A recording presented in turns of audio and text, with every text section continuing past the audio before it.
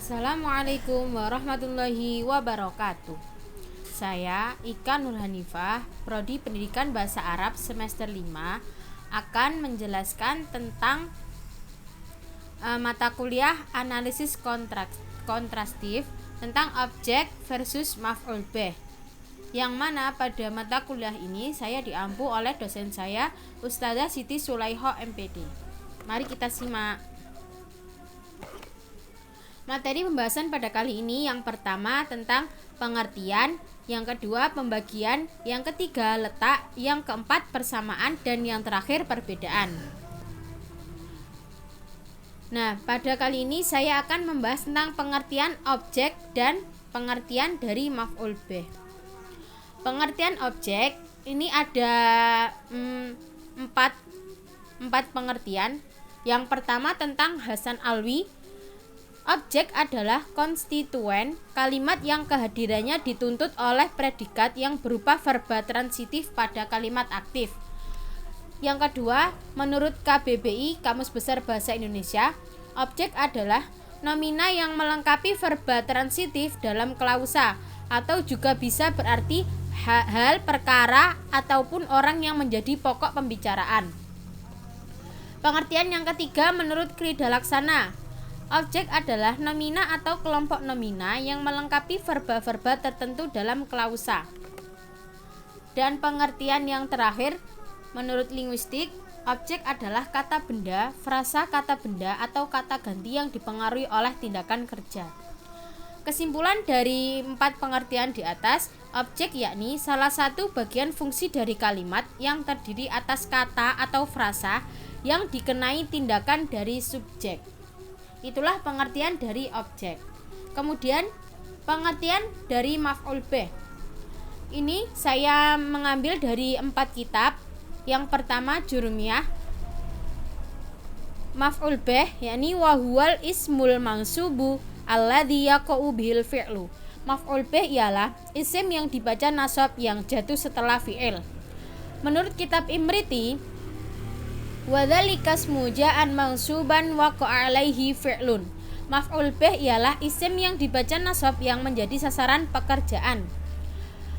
Yang ketiga menurut kitab Nahwu Wadih pertama, yakni maf'ul bih ialah isim yang dinasabkan suatu perbuatan menjadi yang isim yang dinasabkan suatu perbuatan yang terjadi padanya.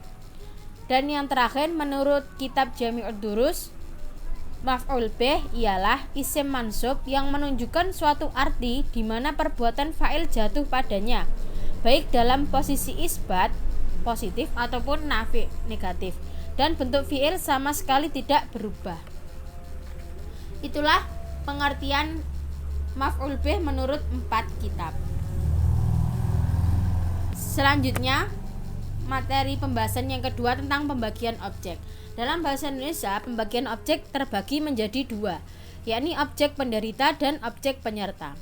Yang pertama, objek penderita adalah objek berupa kata benda atau yang dibendakan, baik itu dalam bentuk kata maupun kelompok kata. Objek ini merupakan sasaran langsung dari tindakan yang dinyatakan oleh subjek. Objek penderita tidak menggunakan kata depan dan bisa menduduki subjek apabila dipasifkan.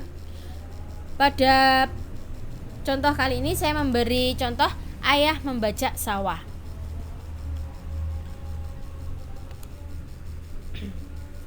Terus yang kedua ada objek penyerta.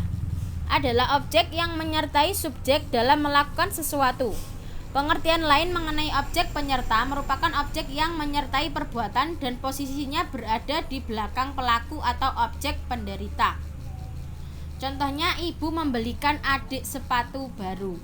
Nah, adik sepatu ini menjadi objek penyerta.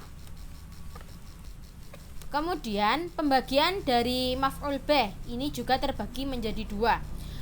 Yang pertama maf'ul bih isim dhohir dan yang kedua maf'ul bih isim dhamir. Yang pertama maf'ul bih isim dhohir adalah setiap maf'ul bih yang isimnya berupa nama orang, hewan, tumbuh-tumbuhan, ataupun nama yang lain yang sudah jelas, bukan berarti kata ganti. Contohnya, nasortu amron, saya telah memukul Amar. Nah, ini termasuk ke dalam maf'ul bih isim dhohir, yakni yang sudah jelas, bukan berarti kata ganti. Nah, Amar ini menjadi maf'ul bih isim dhohir yang berarti jelas. Yang kedua, maf'ul bih isim dhamir adalah maf'ul bih yang berupa kata ganti baik untuk orang pertama tunggal ataupun jamak, ataupun orang kedua tunggal atau jamak, yang juga untuk ghaib. Maf'ul bih isim dhamir ini terbagi menjadi dua macam, yakni maf'ul bih isim dhamir muttasil atau tersambung. Yang kedua, maf'ul bih isim dhamir munfasil atau terpisah. Nah, pada pembagian ini maf'ul bih isim dhamir muttasil ini juga terbagi menjadi 12. Kemudian yang maf'ul bih isim dhamir muttasil juga terbagi menjadi 12. Kemudian masuk ke poin ketiga, letak objek dalam struktur kalimat. 1. Terletak setelah predikat. Contohnya, ibu memandikan kucing. Nah, di sini kucing menjadi objek. Yang pertama ya, ibu menjadi subjek, memandikan menjadi predikat, dan kucing menjadi objek. Nah, letak objek ini terletak setelah predikat. Predikatnya mana? Predikatnya yaitu memandikan. Yang kedua, boleh terletak di awal kalimat. Contohnya, kucing itu dimandikan ibu. Kucing menjadi objek itu boleh terletak di awal kalimat. Kemudian letak maf'ul bih dalam struktur kalimat. Dalam bahasa Arab ini terbagi menjadi 3. Yang pertama, boleh terletak setelah fi'il dan fa'il. Seperti contohnya, maf'ul bihnya itu terletak fi'il dan fa'il. Fi'ilnya qara'a, fa'ilnya Umar, dan maf'ul bihnya Al-Qur'ana. Kemudian yang kedua, terletak di antara fi'il dan fa'il, berarti di tengah-tengah kalimat ya. Contohnya, fi'ilnya itu kataba, maf'ul bihnya atau objeknya ini ad-darsa. Kemudian fa'ilnya Muhammadun. Yang ketiga, terletak di awal sebelum fi'il dan fa'il. Berarti di awal kalimat. Saya memberi contoh khubzan akaltu. Roti itu saya makan. Kemudian poin yang terakhir, persamaan dan perbedaan antara objek dan maf'ul bih. Yang pertama, persamaan antara objek dan maf'ul bih sama-sama menunjukkan benda, hal, dan sebagainya yang dijadikan sasaran pekerjaan. Kemudian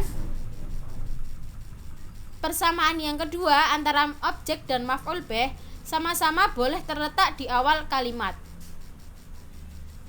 Yang perbedaan antara objek dan maf'ul bih, bentuk kata ganti dalam bahasa Indonesia antara laki-laki dan perempuan sama, sedangkan bentuk kata ganti pada bahasa Arab itu berbeda.